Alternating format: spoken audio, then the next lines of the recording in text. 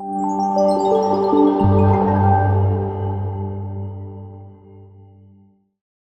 I'm going to talk about the Wi-Fi first solution for metro and trams in Oslo, capital of Norway. I'll also share some experience and things I learned during the project I was responsible for. But before that, I would like to ask you a simple question. Have you ever heard about the WLPC rule? Any of you? The WLPC rule is from Ekahal troubleshooting materials, and in my opinion, should be the fundamental of every single implementation of the Wi-Fi. WLPC rule stands for channel, coverage, and capacity. I'm very grateful for all the past presentations because they covered the things in very deep details. So I'm pretty sure that we know how important these things are for our implementations. But what happens when we not follow the WLPC rules? Let me show you a simple example based on a physical experiment. The experiment is totally safe, so I'm not going to blow up this area. So let us use some imagination.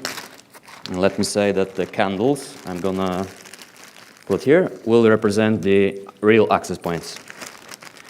For those of you who cannot see what I'm doing here on the screen, don't worry. I've recorded a film in advance so you can watch the right side of the presentation, so you will see exactly the same thing I'm doing here. So what I'm going to do now, I'm going to connect the access points to the network. Not sure that you ever did this before, but the candles are a perfect example to simulate the access point because they are generating some energy, and you can capture it on the spectrum analyzer. So that I just started. Oh, and by the way, I'm using the MetaGeek DBX antenna to make this capture. So let's just simply fire up the access points.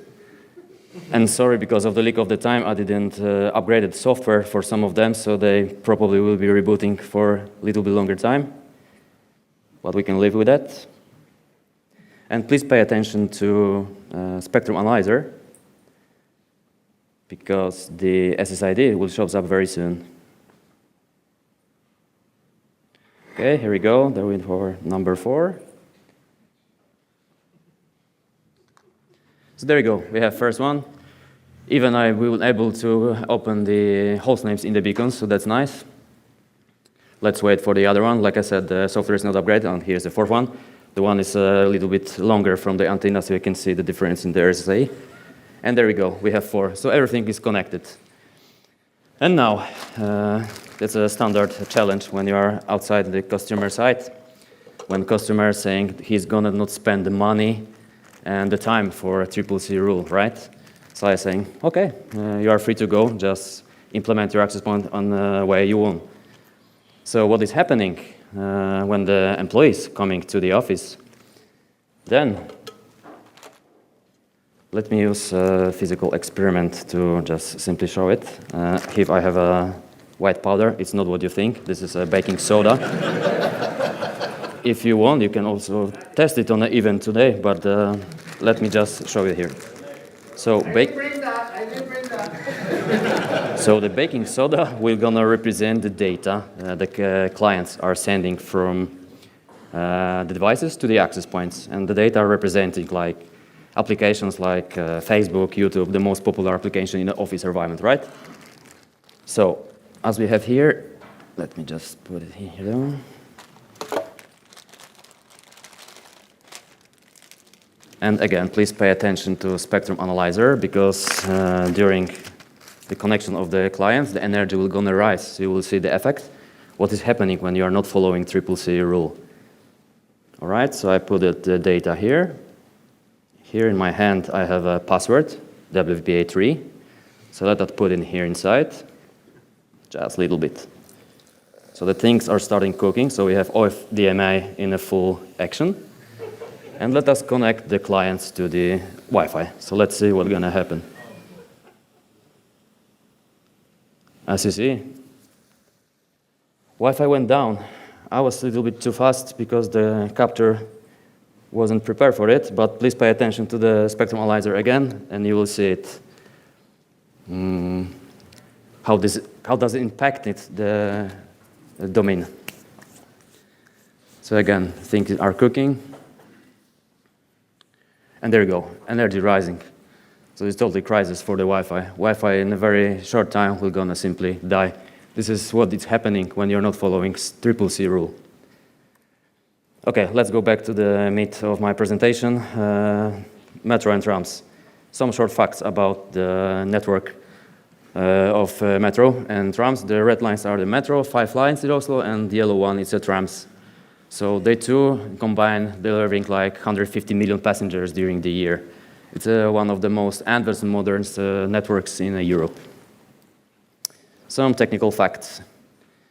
So whole the solution is based on fully automated network provided by Extreme Networks Fabric and Extreme Cloud IQ Wi-Fi. For those of you who don't know what Fabric is, there is an architecture based on SPBM protocol with ISIS.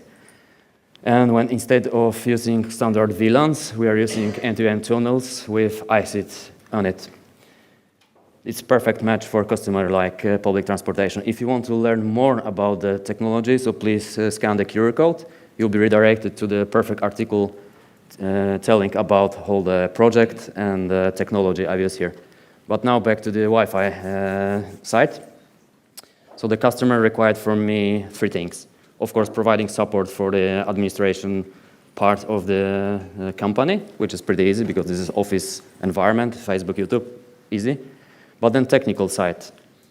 The requirements was to provide the Wi-Fi for the metro and trams, so the metro can overflow the data from the wagons. So when the trains approach the station with the antennas mounted on every end of the train, they're starting to sending data to the access point. And this is kind of technical data telling about the oil level, when they should go to the maintenance next time, and things like that.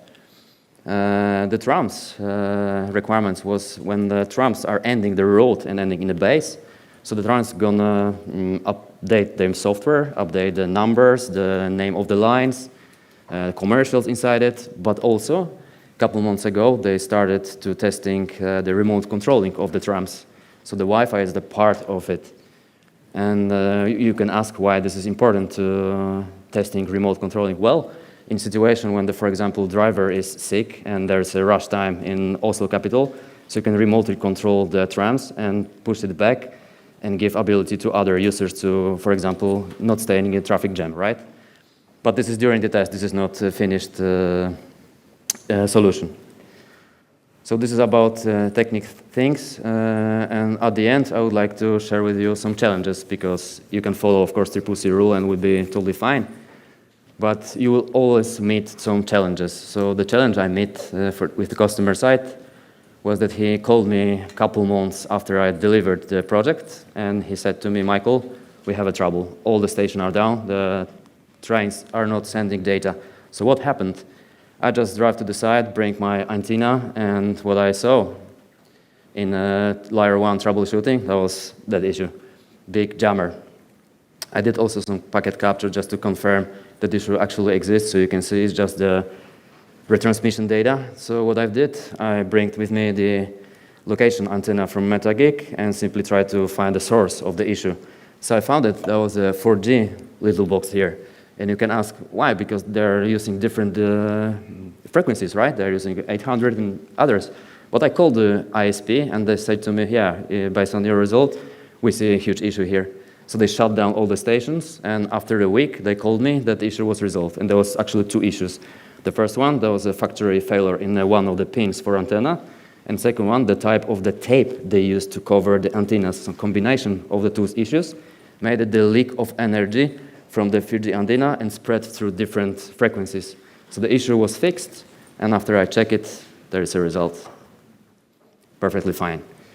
So thank you for this, for your attention, and remember, just follow CCC rules and be prepared to meet issues, because issues, this is Wi-Fi, and this is why we love the Wi-Fi. Thank you so much.